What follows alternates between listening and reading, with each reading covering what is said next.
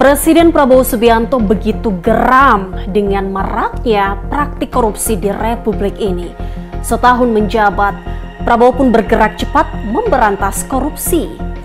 Hasilnya, ratusan triliun rupiah potensi kerugian negara maupun anggaran negara yang rawan diselewengkan diselamatkan. Prabowo bahkan menekankan pihaknya akan tegas membasmi korupsi tanpa pandang bulu. Begitupun tidak ada lagi kasus yang tidak tersentuh. Semua demi terwujudnya pemerintahan yang bersih dan masyarakat yang berkeadilan. Kini sejumlah kasus menanti pengusutan tuntas. Saya Prita Zeka, Anda menyaksikan Benang Merah dalam edisi Prabowo Berantas Korupsi.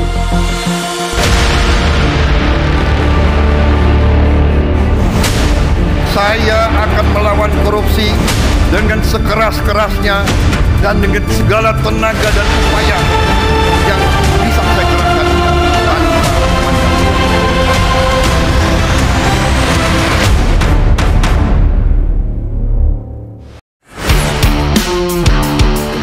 Presiden Prabowo Subianto tak main-main menunjukkan komitmennya memberantas korupsi di Republik ini. Sejak dirinya memimpin Kejaksaan Agung dan Komisi Pemberantasan Korupsi atau KPK, sedikitnya telah mengungkap 43 kasus korupsi. Dari puluhan kasus tersebut, potensi kerugian negara yang berhasil ditekan lebih dari 300 triliun rupiah. Dugaan korupsi tata kelola minyak mentah di lingkungan PT Pertamina misalnya dinilai sebagai yang terbesar. Angkanya disebut-sebut lebih dari 900 triliun rupiah. Tak kalah mencengangkan yakni korupsi yang melibatkan PT Timah. Kerugian negara ditaksir mencapai 300 triliun rupiah. Saya ingin mengajak kebaikan. Saya mau mendekati dengan baik. Mbok sadar, mbok bersihkan diri, ya kan? Hai koruptor-koruptor yang kau curi ya mbok kembaliin. Jaksa Agung, Kapolri, BPKP, KPK,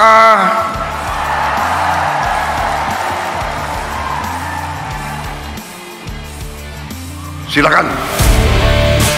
Sementara dari pembenahan praktik tambang dan perkebunan, terbitnya Peraturan Presiden Nomor 5 Tahun 2025 tentang Satgas Penertiban Kawasan Hutan dipandang krusial. Sebab regulasi ini menjadi langkah penting 1 tahun pemerintahan Prabowo Subianto dalam menegakkan hukum dan memulihkan aset negara dari praktik pertambangan maupun perkebunan ilegal. Sebagai catatan, sejak diberlakukan, Satgas PKH telah mengembalikan tidak kurang dari 3,32 juta hektar kawasan hutan dan lahan ilegal di berbagai daerah. Nilai aset negara yang berhasil diselamatkan disebut mencapai lebih dari 150 triliun rupiah. Sedangkan penerimaan negara dari pajak, kontrak kerja hingga rekening penampungan yang dikelola oleh bank terkait ini sekitar 1,8 triliun rupiah. Harapan besar atas terbitnya aturan ini yakni terwujudnya tata kelola sumber daya alam yang lebih bersih, transparan, dan berkeadilan. Sewaktu saya ambil alih pemerintahan, saya semakin kaget. Saya tidak menduga parahnya korupsi tersebut. Tapi saya bertekad, saya harus tegakkan pemerintah yang bersih.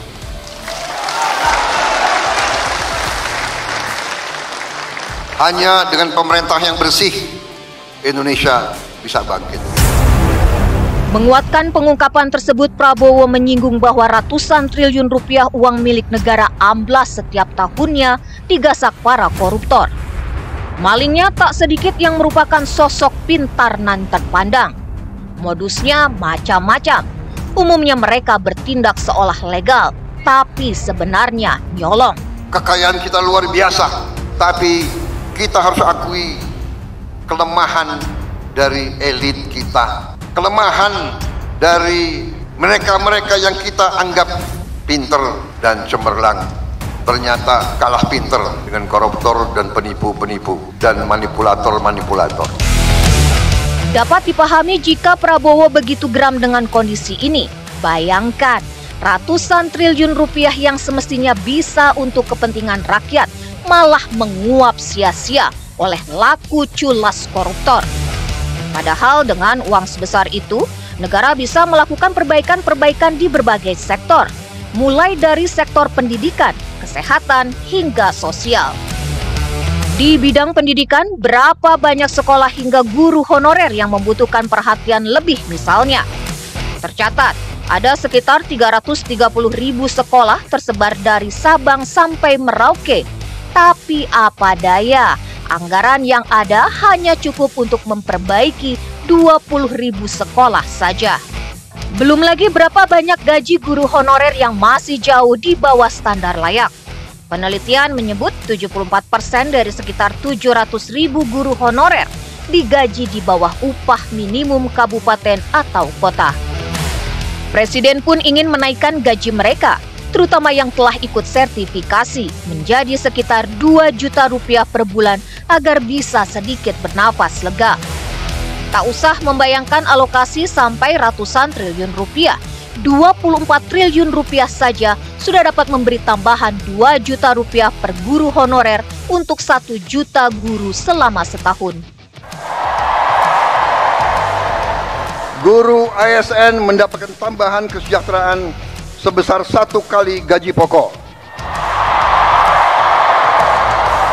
Guru non-ASN nilai tunjangan profesinya ditingkatkan menjadi 2 juta rupiah per bulan.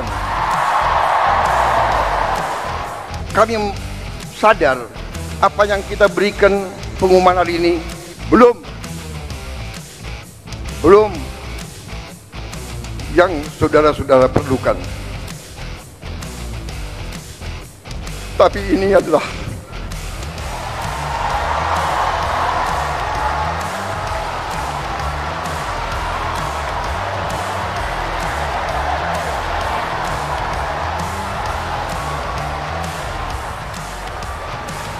adalah upaya kami dan ini akan kami upayakan terus. Sementara di bidang kesehatan, program pengentasan gizi buruk atau stunting yang disusun oleh Badan Kependudukan dan Keluarga Berencana atau BKKBN menyertakan anggaran pemberian makanan tambahan balita senilai Rp10.000 per anak per hari selama 40 hari. Sepanjang program tersebut, setiap anak membutuhkan anggaran Rp400.000. Jika 1 triliun rupiah saja sudah dapat mengakomodasi sekitar 2,5 juta anak, bagaimana jika nilainya sampai puluhan bahkan ratusan triliun rupiah, seperti jumlah yang digasak para koruptor? Dari ilustrasi sederhana tersebut, mayoritas rakyat Indonesia semestinya bisa sejahtera andai pemerintahan yang bersih dan adil terwujud. Presiden Prabowo Subianto pun bertekad mewujudkannya, yang salah satu ikhtiarnya tegas memberantas korupsi tanpa pandang bulu. Terlebih, tingkat korupsi di Republik ini begitu memprihatinkan.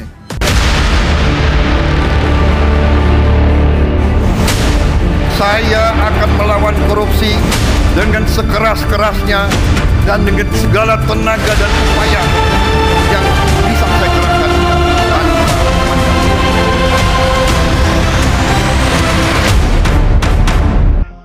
Langkah cepat pemerintahan Presiden Prabowo Subianto mengungkap sejumlah mega korupsi yang merugikan negara hingga ratusan triliun rupiah. Publik pun menyoroti kasus korupsi yang semakin banyak terkuak dengan memunculkan istilah Liga Korupsi Indonesia. Kasus korupsi di tanah air seakan menjadi penyakit akut yang jika dibiarkan akan kian meluas dan semakin parah. Kerugian negara yang dapat menyentuh hingga ratusan triliun rupiah tentu membuat rakyat geram. Klasemen Liga Korupsi Indonesia ini pun bentuk sindiran tajam di tengah masyarakat terhadap parahnya fenomena korupsi di negeri ini. Meski ini hanyalah meme di media sosial dan jumlah kerugian negara masih dalam tahap penghitungan secara resmi, namun ini adalah bentuk nyata kritik publik terhadap para tikus-tikus berdasi yang diam-diam menggerogoti keuntungan untuk diri sendiri. Di bawah kepemimpinan Presiden Prabowo Subianto, salah satu kasus yang cukup menyita perhatian adalah kasus korupsi Tata Niaga Timah. Apalagi salah satu terdakwa yang terlibat adalah Harvey Muiz yang merupakan suami dari aktris Sandra Dewi. Perkara ini telah menyebabkan negara merugi hingga 300 triliun rupiah. Kita bisa bayangkan kerugian negara dari 6 perusahaan ini saja, kerugian negara total ya, potensi kurang 300 T. Kerugian negara sudah berjalan 300 triliun. Ini kita hentikan. Saya ucapkan terima kasih kepada aparat, ya, Panglima TNI, Angkatan Laut, Bakamla, Bea Cukai, pihak yang telah bergerak dengan cepat sehingga bisa diselamatkan aset-aset ini, dan ke depan berarti ratusan triliun itu bisa kita selamatkan untuk rakyat kita. Sementara, publik pun menyoroti dugaan kasus korupsi minyak di PT Pertamina Patraniaga, PT PPN yang menurut Kejaksaan Agung mengakibatkan kerugian negara 193,7 triliun rupiah di tahun 2023. Namun tembus atau waktu terjadinya perkara adalah pada tahun 2018 hingga 2023.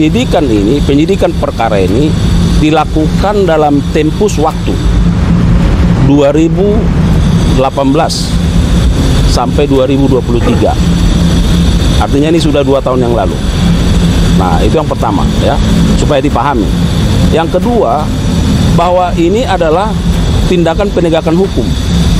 Tentu tindakan penegakan hukum terhadap peristiwa yang sudah berlalu, yaitu di 2018-2023. Fakta hukum yang sudah selesai. Karena fakta hukumnya ada di 2018 dan sampai 2023. Nah, kami penyidik sekarang sedang meneliti apakah fakta hukum ini berlangsung di setiap tahun atau hanya di tahun tertentu. Jika dihitung secara keseluruhan dari tiap komponen pada tahun 2023 selama 5 tahun, banyak pihak menduga bahwa nilai kerugiannya bisa sampai 968,5 triliun rupiah.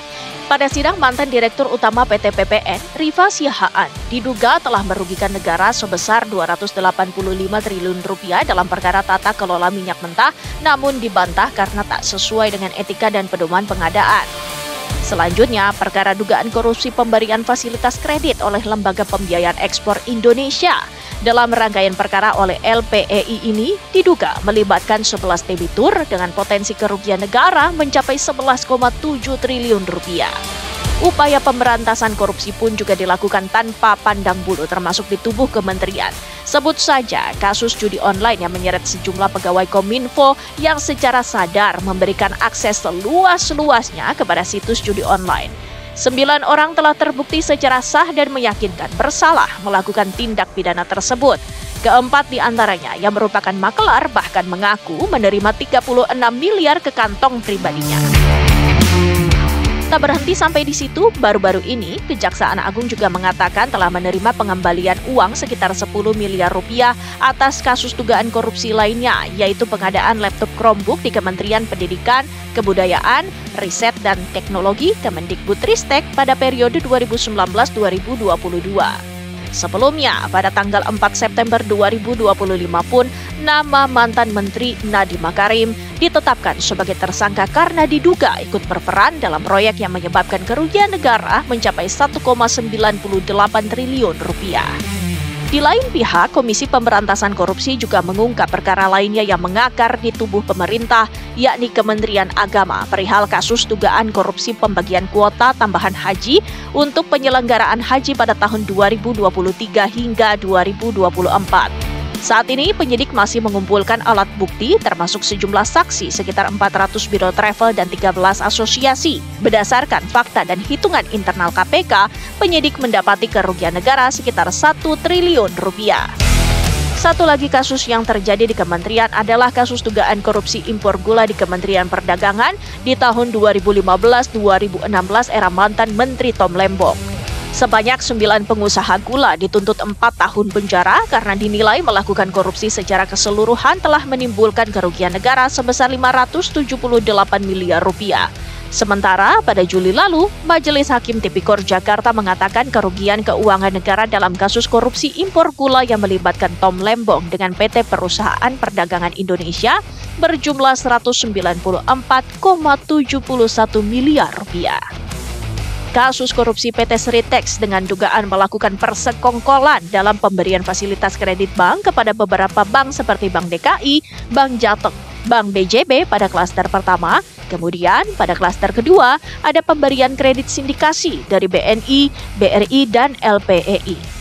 Kejagung mengungkap hitungan awal dari kerugian keuangan negara dari pemberian kredit dari dua bank saja mencapai 692 miliar, namun belakangan terhitung kerugian mencapai lebih dari 1 triliun rupiah. Selain itu, Komisi Pemberantasan Korupsi pun tengah mendalami kasus dugaan korupsi pengadaan iklan BJB yang sampai saat ini masih belum ada pihak yang ditetapkan sebagai tersangka, diduga merugikan negara hingga 222 miliar rupiah.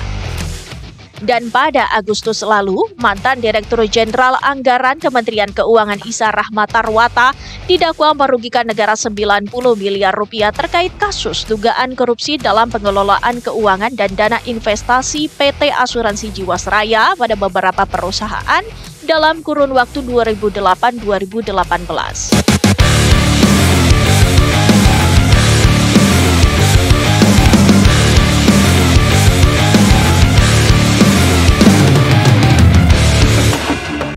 Seperti tak pernah bosan untuk kesekian kali, Presiden Prabowo Subianto menyampaikan peringatan bahwa pihaknya akan menindak tegas terhadap segala praktik korupsi dan penyalahgunaan kekuasaan. Presiden Prabowo Subianto tak jemu menggaungkan peringatan tegas kepada seluruh jajaran pemerintahannya soal praktik korupsi dan penyalahgunaan kekuasaan. Siapapun yang coba-coba berani melanggarnya, negara tidak akan tinggal diam menegakkan hukum tanpa kompromi dan pandang bulu. Untuk kesekian kali lagi di tempat yang bersejarah ini, atas nama rakyat Indonesia, saya memperingati semua unsur di semua lembaga, segera benah diri, segera bersihkan diri. Mereka-mereka yang tidak setia kepada negara akan kita singkirkan dengan tidak ragu-ragu, tanpa memandang bulu, tanpa melihat keluarga siapa, partai mana, suku mana yang tidak setia kepada negara, yang melanggar undang-undang, yang melanggar undang dasar akan kita tindak. Selain mengingatkan, Prabowo juga menegaskan bahwa pemberantasan korupsi menjadi agenda prioritas pemerintahannya.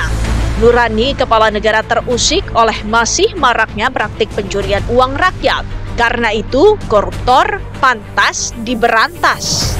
Semua demi tegaknya keadilan dan kesejahteraan bangsa. Semua demi kepentingan rakyat. Kekayaan kita sungguh besar. Saya sangat yakin dalam beberapa tahun ini kita akan bangkit sebagai negara yang hebat. Itu keyakinan saya.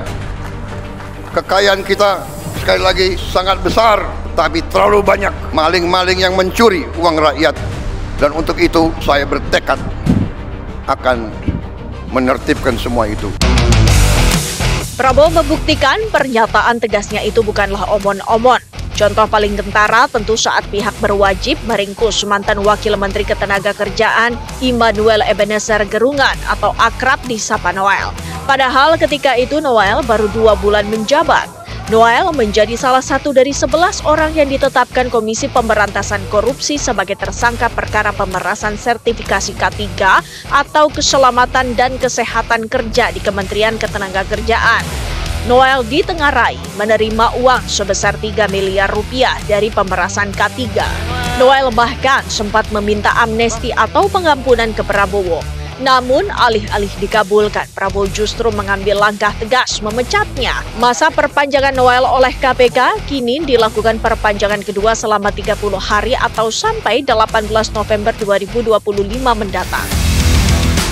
Contoh lain yakni penetapan tersangka terhadap mantan Menteri Pendidikan Nadiem Makarim oleh Kejaksaan Agung. Nadiem disangka melakukan korupsi pengadaan laptop Chromebook di Kementerian Pendidikan. Kerugian negara ditaksir mencapai 1,98 triliun rupiah.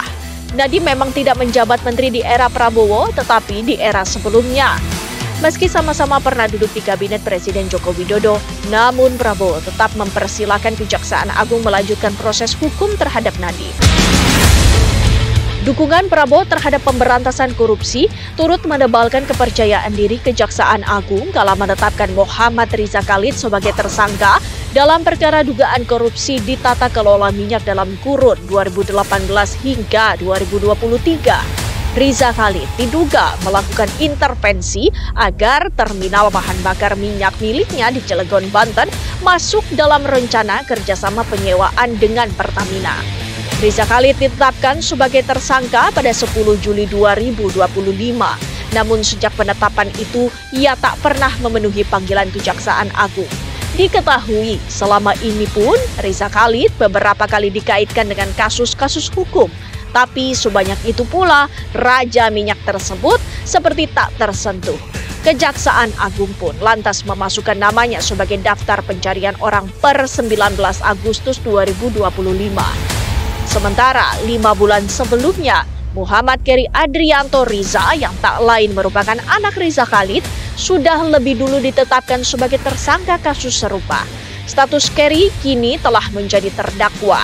Ia didakwa memperkaya diri sendiri senilai 3,07 triliun rupiah pada kasus dugaan korupsi tata kelola minyak mentah dan produk kilang periode 2018 hingga 2023. Pak Prabowo tidak main-main untuk kemudian pada jabatannya untuk mengusut beberapa kasus, salah satunya adalah Riza Khalid yang dari 2 periode sebelumnya itu tidak hampir untouchable kan, hampir tidak tersentuh. Nah, yang pada pemerintahan Pak Prabowo itu dengan kemauan politik yang sangat kuat, akhirnya bisa ditetapkan tersangka, walaupun catatannya memang sampai hari ini yang bersangkutan belum bisa dihadirkan atau belum bisa dilakukan upaya paksa terhadap yang bersangkutan dengan kita. Kehadiran Pak Prabowo itu bagi saya adalah satu bentuk komitmen juga ya, perwujudan bahwa Panglima dalam pemberantasan korupsi itu hadir. Ya. Karena kalau di lapangan Mbak Maria, memang sesungguhnya tidak mudah juga untuk meyakinkan para penyidik. Para penyidiknya juga manusia biasa, berhadapan dengan kekuatan yang besar, invisible hands tadi, yang maka ini ada suntikan moral ya dari pimpinan tertinggi tadi pemberantasan korupsi. Persoalannya adalah sebenarnya politik hukum tindak pidana korupsi kita ini akan kemana nantinya? Apakah memang hanya menyasar kepada katakanlah aset recovery-nya, dalam hal ini adalah kita katakan penyitaan dan perampasan aset, atau juga akan memperkuat pada hukuman badannya. Menyesuaikan perkembangan zaman, Prabowo pun mengajak kaum muda agar berperan serta ikut mengawasi jalannya pemerintahan. Di era kekinian, pemanfaatan teknologi dapat digunakan sebagai alat bantu pengawasan publik. Jangan ragu-ragu melihat pejabat pemimpin melanggar, laporkan. Sekarang kita punya teknologi. Setiap rakyat di desa bisa menggunakan gadget. Kalau ada bukti pelanggaran, segera siarkan. Jangan terima penyelewengan. Jangan mau terima pejabat yang berbuat sekendak dirinya dan tidak setia kepada bangsa dan negara. Begitu seriusnya persoalan korupsi di negeri ini, sampai-sampai Presiden mengibaratkan layaknya kanker stadium 4. Presiden pun menegaskan tekadnya untuk menegakkan hukum dan memberantas korupsi secara menyeluruh.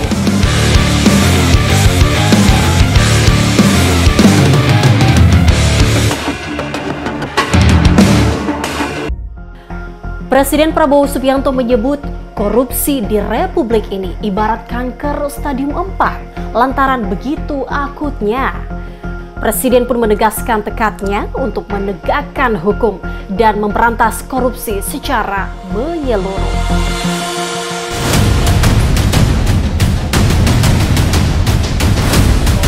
Sejak pidato perdananya di hadapan sidang paripurna MPR RI usai dilantik, Presiden sudah secara gamblang menegaskan bahwa tidak ada yang kebal hukum termasuk pula pejabat atau anggota partai. Berkali-kali Presiden menegaskan bahwa pemberantasan korupsi adalah program prioritas dan pihaknya tak akan ragu untuk mengambil tindakan tegas terhadap para koruptor di semua tingkat pemerintahan. Kepala negara meyakini bersih-bersih BUMN dapat menyelamatkan aset negara agar tidak diselewengkan pihak yang tidak bertanggung jawab. Penegakan hukum tanpa kompromi pun berlaku pula kepada para pembantunya di Kabinet Merah Putih. Presiden tak segan mencopot siapapun yang terseret kasus korupsi. Di MPR tanggal 15 Agustus, ingat pidato saya? Saya katakan, kalaupun ada anggota Gerindra yang melanggar saya tidak akan lindungi. Beberapa hari kemudian ada anggota Gerindra, tapi dia anggota, dia belum kader. Ultimatum ini menegaskan pesan Prabowo tentang pentingnya kinerja para menteri bagi kepentingan negara. Bahkan Presiden juga menyerukan pesan moral, bersihkan dirimu sebelum kau dibersihkan. Presiden disebut menginginkan politik dan birokrasi Indonesia menjadi benteng bersih, tegak dan setia pada rakyat. Mungkin dia hilaf, saudara-saudara. Apakah tidak ingat istri dan anaknya? Kalau tangannya diborgol pakai baju oranye, apa tidak ingat anak dan istrinya? Saudara-saudara sudah dengar saya pidato berapa kali? Ya kan? Dari sebelum saya dilantik, sesudah dilantik, pada saat dilantik, terus saya ingatkan. Semua lembaga, bersihkan dirimu sebelum kau akan dibersihkan. Dan kau akan dibersihkan pasti. Perang terhadap tindak korupsi pun menjadi salah satu fokus pembahasan yang dibawa kepala negara ke forum internasional. Presiden mengaku khawatir dengan tingkat praktik rasuah yang dinilai menjadi akar kemunduran di semua sektor-sektor. Prabowo memandang tata pemerintahan yang baik menjadi salah satu kunci jalan keluar untuk membasmi korupsi. Selain itu, Presiden mengibaratkan korupsi yang terjadi di tanah air sudah sangat parah, layaknya penyakit kanker stadium 4. Corruption is very difficult. Corruption, in my opinion, is a disease. Once it reaches stadium 4, like cancer, it's very difficult. But corruption, in my reading of history, corruption will destroy countries, nations, and regimes. So, I am determined to try to cut down corruption, and then sometimes the only thing is you must give the example, right? Meski pidana korupsi diakui sukar diatasi, sejumlah langkah-langkah konkret pun dilakukan pemerintah sebagai upaya untuk mengembalikan uang negara demi keadilan ekonomi. Pada awal bulan ini, Presiden Prabowo menyaksikan langsung penyerahan aset barang rampasan negara atau BRN kepada PT Timah Tbk yang digelar di smelter PT Tinindo Internusa Pangkal Pinang, Bangka Belitung. Aset yang diserahkan mencakup ratusan unit alat berat, puluhan ton logam timah, aluminium, crude tin, 6 smelter, kendaraan, tanah seluas lebih dari 238.000 meter persegi, mes karyawan, alat pertambangan, hingga uang tunai senilai miliaran rupiah dalam berbagai mata uang. Nilai total barang rampasan mencapai sekitar 6 hingga 7 triliun, belum termasuk tanah jarang atau monasid. Sementara kerugian negara akibat aktivitas tambang ilegal ini mencapai 300 triliun rupiah. Pihak berwajib, kejaksaan juga sudah menyita 6 smelter, dan di tempat-tempat smelter itu sebagaimana kita lihat sudah ada tumpukan tanah jarang dan juga ingot-ingot timah, nilainya dari 6 smelter dan barang-barang yang disita mendekati 6 T. Presiden Republik Indonesia tiba di tempat. Sementara pada Senin 20 Oktober 2025, Kejaksaan Agung Republik Indonesia menyerahkan uang pengganti kerugian negara dari kasus korupsi ekspor minyak kelapa sawit sebesar 13,2 triliun rupiah kepada negara yang turut dihadiri Presiden Prabowo Subianto. Penyerahan uang ini merupakan tindak lanjut dari putusan kasasi Mahkamah Agung yang menganulir vonis lepas terhadap 3 terdakwa dalam kasus korupsi ekspor CPO, yakni Permata Hijau Group, Wilmar Group, dan Musim Mas Group. Berdasarkan laporan Kejaksaan Agung, terungkap perkara yang melibatkan korporasi besar itu mengakibatkan kerugian perekonomian negara mencapai 17 triliun rupiah. Masih terdapat selisih 4,4 triliun rupiah yang akan dibayarkan melalui mekanisme penundaan dengan jaminan aset perusahaan. Jika saja uang ini tidak dikorupsi, arti uang yang nyaris hilang ini bisa digunakan untuk memperbaiki 8.000 sekolah. Selain itu juga dapat dipakai untuk membangun sekitar 600 kampung nelayan dengan fasilitas modern. Sekarang kita memperbaiki, kita membangun desa-desa nelayan dengan fasilitas modern. rencananya sampai akhir 2026 kita akan dirikan 1.100 desa nelayan. Tiap desa itu anggarannya 22 miliar. Jadi 13 triliun ini berarti kita bisa membangun 600 kampung nelayan. Satu kampung nelayan itu kepala keluarganya 2.000. Para pelaku korupsi jelas dari kalangan cerdik pandai, namun tanpa hati hingga tega merampok uang negara yang merugikan rakyat. Hal ini pun membuat pemerintah tertantang untuk mengusut tuntas segala bentuk praktik culas di Republik ini.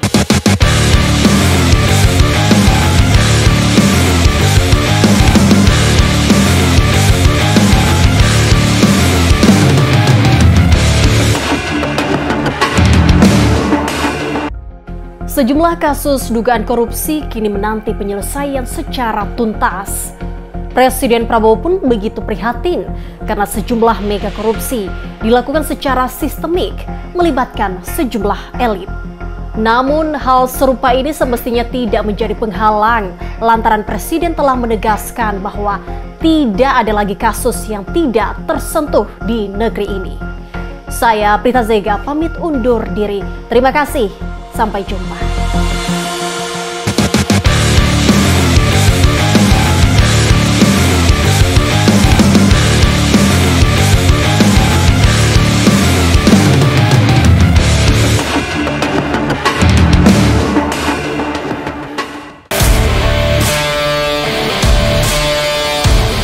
Satu tahun menjabat, Presiden Prabowo Subianto berkali-kali menyampaikan peringatan tegas. Tidak ada lagi kasus hukum yang tak tersentuh di Republik ini.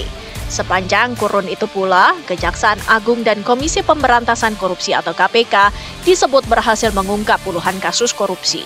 Jumlahnya tidak kurang dari 43 kasus, nilainya mencapai ratusan triliun rupiah. Korupsi pengelolaan minyak mentah yang terjadi di lingkungan PT Pertamina sepanjang kurun 2018 hingga 2023 misalnya, dianggap sebagai yang terbesar. Nilainya dibilang lebih dari 900 triliun rupiah. Dalam kasus ini salah satu nama yang santer dibahas, siapa lagi kalau bukan Muhammad Riza Khalid. Dikenal dengan sebutan Raja Minyak. Sejak 10 Juli 2025, Kejaksaan Agung telah menetapkannya sebagai tersangka. Tapi sejak penetapan itu, Riza Khalid bak sosok misterius, menghilang dan tak tersentuh. Ia pun tidak pernah memenuhi panggilan Kejaksaan Agung. Per 19 Agustus 2025, Kejaksaan Agung lantas memasukkan nama Riza Khalid dalam daftar pencarian orang. Kita bertekad tidak ada kasus-kasus korupsi yang tidak bisa diselidiki. Tidak ada, no more untouchable, nggak ada yang untouchable lagi. Ini statement orang nomor satu. Jadi harus direspon positif oleh semua aparat penegak hukum. Bahwa fokus utama atau yang menjadi prioritas adalah pemberantasan korupsi, diikuti dengan pencegahan korupsi atau berjalan secara concurrent gitu.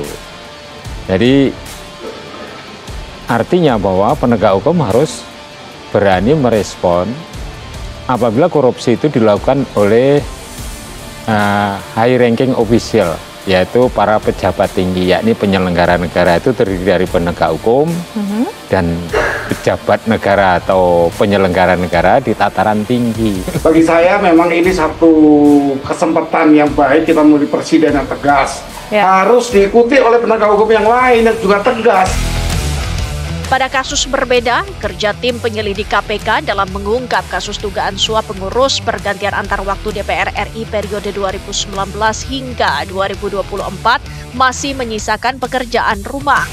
Dalam operasi tangkap tangan yang digelar 8 Januari 2020 silam, salah satu target KPK yakni Harun Masiku. Tapi ketika itu, tim penyelidik KPK gagal meringkusnya. Harun Masiku pun kemudian ditetapkan sebagai buron. Namun 5 tahun berlalu, usai Sekjen PDI Perjuangan Hasto Kristianto memperoleh amnesti terkait kasus ini, keberadaan Harun Masiku masih saja misteri. Tentu aparat penegak hukum punya banyak instrumen dalam konteks untuk melakukan upaya penindakan, begitu ya. Bagi kami, upaya tersebut itu rasanya belum cukup mampu untuk dapat membongkar atau paling tidak meringkus sejumlah pihak yang patut diduga masih tidak terdeteksi atau bahkan keluar negeri. 1 tahun pemerintahan Presiden Prabowo, sejumlah kasus dugaan korupsi menanti pengusutan lebih lanjut. Terhangat soal kasus dugaan korupsi pembagian kuota haji tambahan tahun 2023-2024. KPK bersama Badan Pemeriksa Keuangan atau BPK melakukan pendalaman penyidikan untuk menghitung potensi kerugian negara yang ditaksir mencapai triliunan rupiah. Perihal kasus ini, KPK mengaku belum dapat siapa tersangka mengingat banyaknya pihak-pihak yang mesti diperiksa.